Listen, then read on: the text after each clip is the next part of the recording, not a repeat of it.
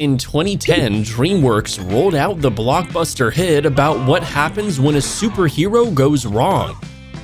It wasn't because this brainy blue alien didn't end up growing up in a mansion. It wasn't even because he was ostracized at school. Because when you've got wit, a minion, and perseverance, chances are you'll turn out just fine. Except for Scarlet Overkill, of course. The hiring a minion, or 3 or 100, didn't really work out for her, but we've covered that already. This video is about what happens when you go off the plot, and I'm not in an I'm an alien supervillain turned good kind of way. Because we were with them till then. Megamind accidentally made Hull a supervillain and then had to fight an epic battle.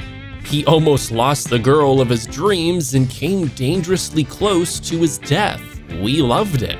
But 14 years later, DreamWorks pulled a file from the archives and wrote another script. The sequel recast the main roles, and to be honest, that should have been a neon red flag, but hope is a dangerous thing. This isn't a roast video, we don't really do that here. We like talking about villains, and right now we're simply making a deep dive into why Titan was terrifying, whereas Doom Syndicate was, well, not. No matter how hard this guy tried to be scary.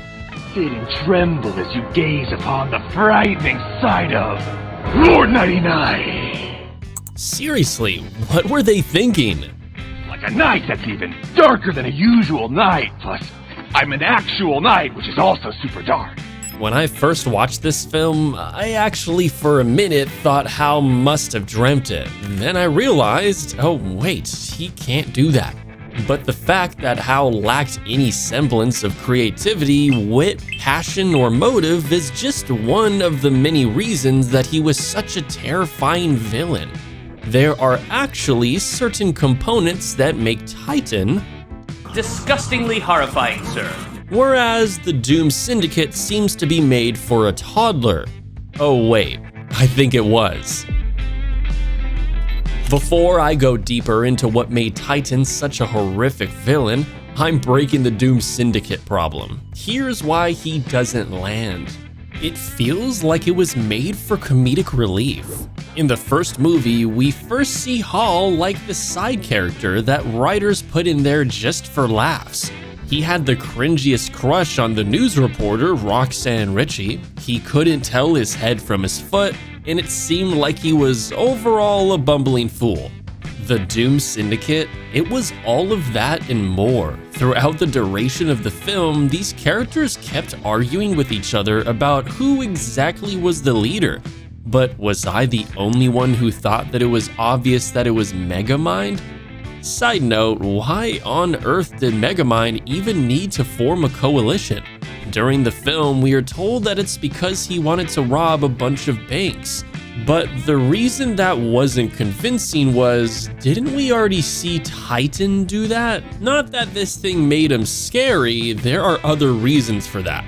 The thing is, Megamind was a super genius. The reason we liked him so much was that he spent all of his time building intricate contraptions, from setting fire to a bucket at preschool to concentrating the power of the sun. This guy knew how to do it all. He even built a fake observatory. Why would a guy like that keep company with petty thieves? Plus, you can't expect us to buy that a bank robber makes for a convincing villain. If that's your idea of an evil scheme, the best we'll allow is a cameo appearance, or a split-second introduction that helps establish canon and further the plot. Bon Voyage did that well, for example, but I've covered that part in another video. Granted, bank robberies mean that someone is self-serving at the core. It establishes that they lack ethics, but the Doom Syndicate had superpowers. Couldn't they melt rocks, conjure up storms, and even actually hypnotize people? Except for, well, the darkness, bro. I'm not really sure what he was doing there. What even was Nighty Night? While Titan nuked half of Metro City, the Nighty Knight's worst crime was he stole a plushie, for real. I will call you Mr. Cuddly Snuggles. And not even in a scary way. He didn't torch the store, didn't threaten anyone, he just snatched a stuffed toy and stuffed it down his cloak. The thing is, I don't think he was evil. I think he was just lost. Why did you change it from Fright Night? That was so much better. He didn't even know what to call himself, but it wasn't just a spiritual thing. I think he was lost geographically too. The guy looked like he took a wrong turn at some medieval fair and somehow ended up in a villain roster meeting. Everyone else is plotting mayhem and he's just out there doing what exactly? Polishing his armor? Waiting for the jousting to start? We're sorry, man. You had to witness the age of smartphones. While this Arthurian softie was definitely not scary, the other guy was a blazing hot cinnamon roll with a keen understanding of Plato, I'm assuming. Behemoth had too much philosophical insight to be a villain. It wasn't just that Behemoth was just a bunch of rocks. He could also literally set the world on fire. Watching him made me wonder what Lord Shen would do if he entered the Megamind universe. I think he would kidnap Behemoth and launch him off in one of his cannons. The guy barely ever spoke, but when he did, it was either toddler speak. Behemoth hungry! It is just an advertisement, you silly rock monster! Or a profound insight into philosophy.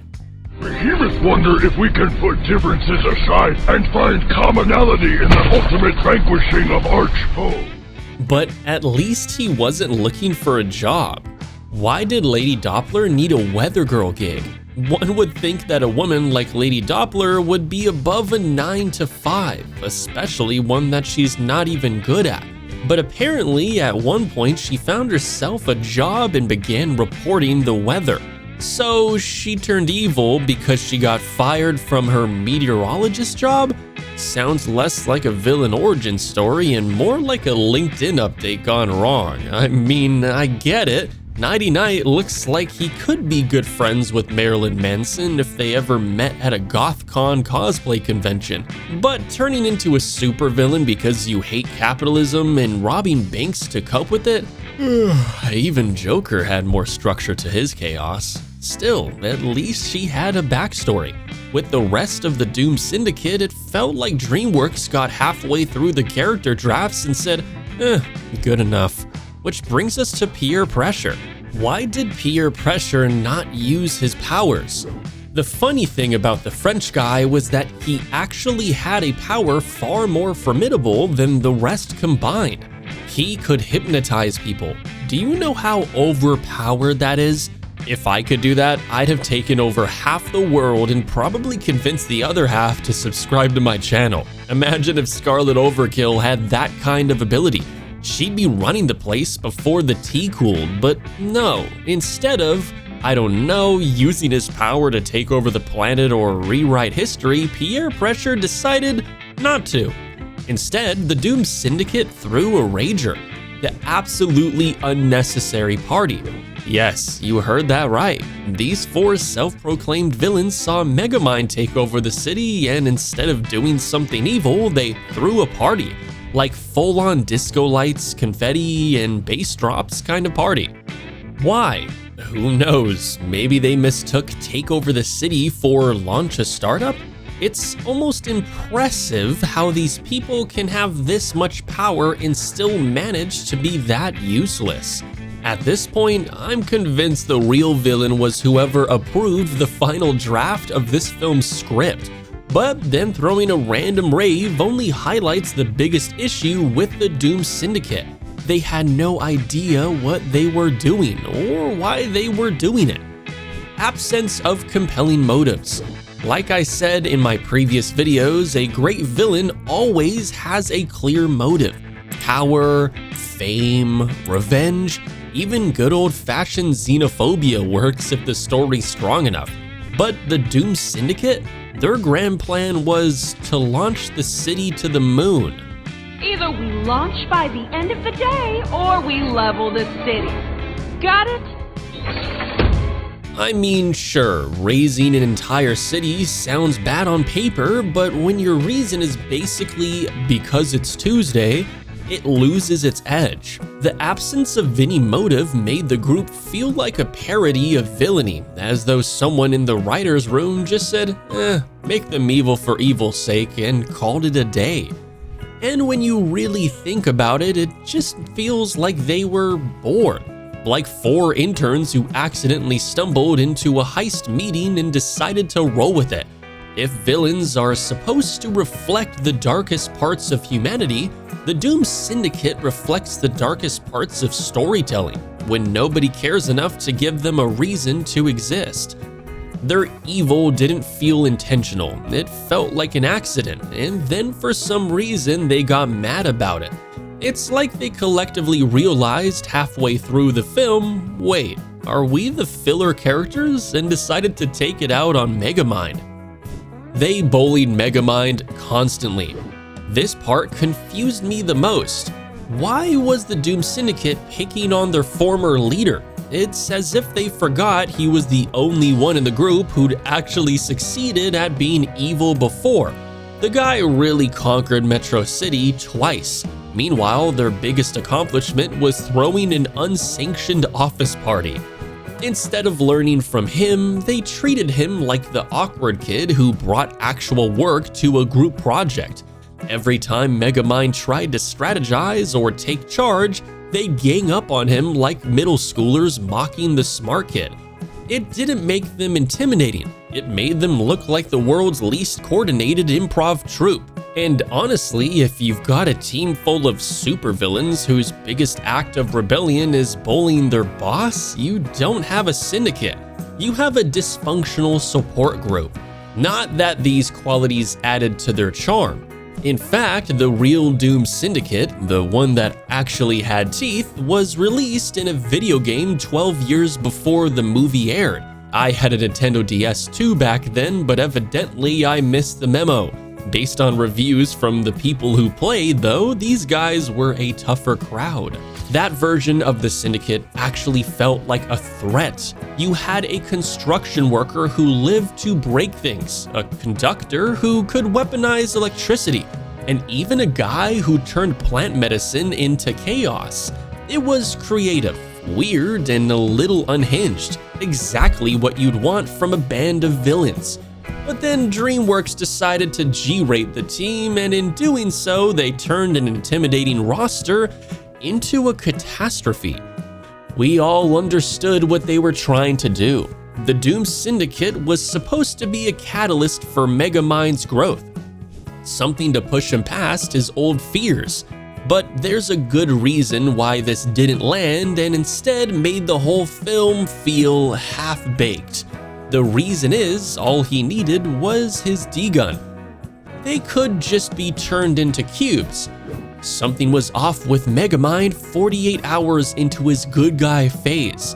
For one, he was suddenly treating his minion, now called Old Chum, for no reason at all, very much not like an old chum. 2 days ago, Minion couldn't even hand over the car keys without a heartfelt approval speech. What exactly happened here? But the bigger issue was that Megamind suddenly forgot how to use his own gadgets. While fighting the fish mascots, he chased them around for an unnecessarily long time, like he'd been body snatched by a less efficient version of himself.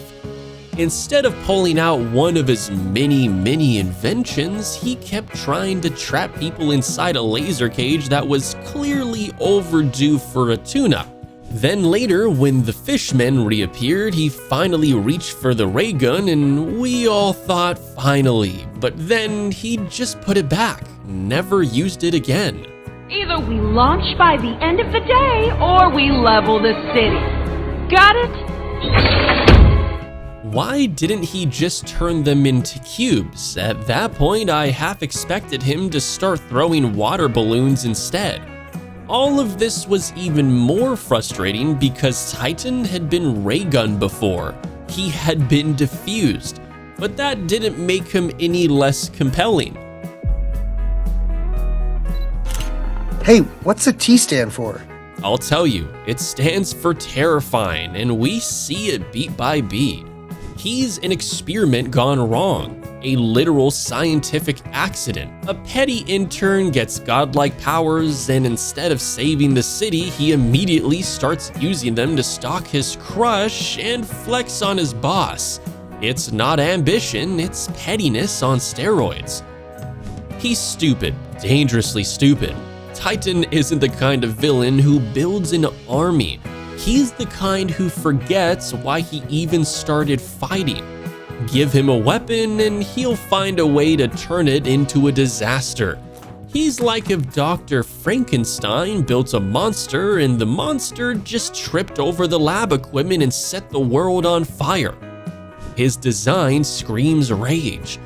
Flaming orange suit, erratic movement, red laser eyes. Everything about him looks volatile. He doesn't stand like a man. He vibrates like a live wire.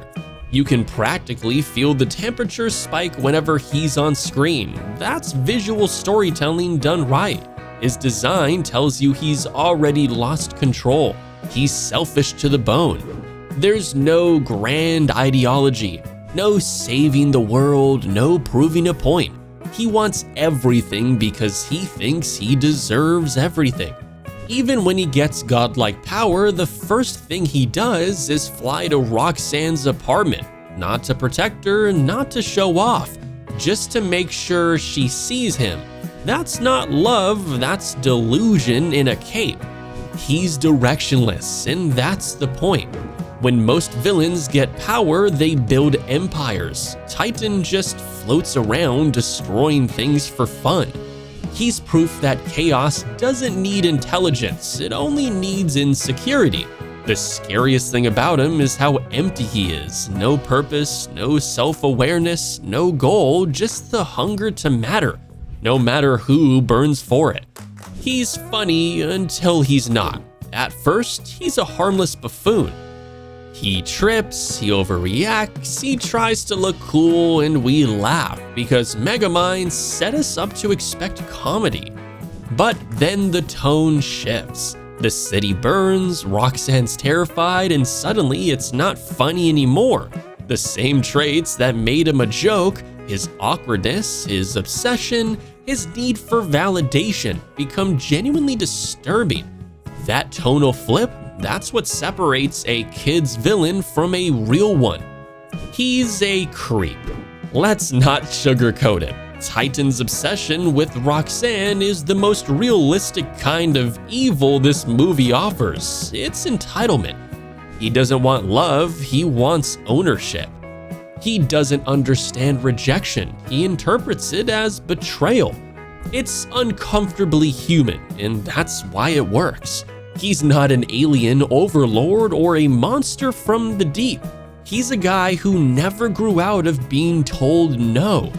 He doesn't care about fame or applause. Titan's not trying to win hearts or rule the world. He's just here to make sure everyone feels as small as he does. That's what makes him terrifying. His evil isn't performative, it's personal. He's not Megamind's rival, he's what Megamind could have been if he'd never learned empathy. He doesn't even want control, just chaos. He's a living tantrum with heat vision, the kind of character who could rule everything but chooses to burn it all instead. And the scariest part, he doesn't even realize he's evil. He just thinks he's finally getting what he deserves. That's what makes Titan unforgettable.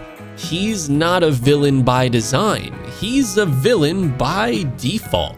An accidental god who uses his power to prove the world wrong and ends up proving it right. Titan worked because his chaos had context. He was terrifying not for his power, but for the emptiness behind it. The Doom Syndicate, on the other hand, had everything and still felt hollow. The only thing evil about them was that they were criminally underwritten.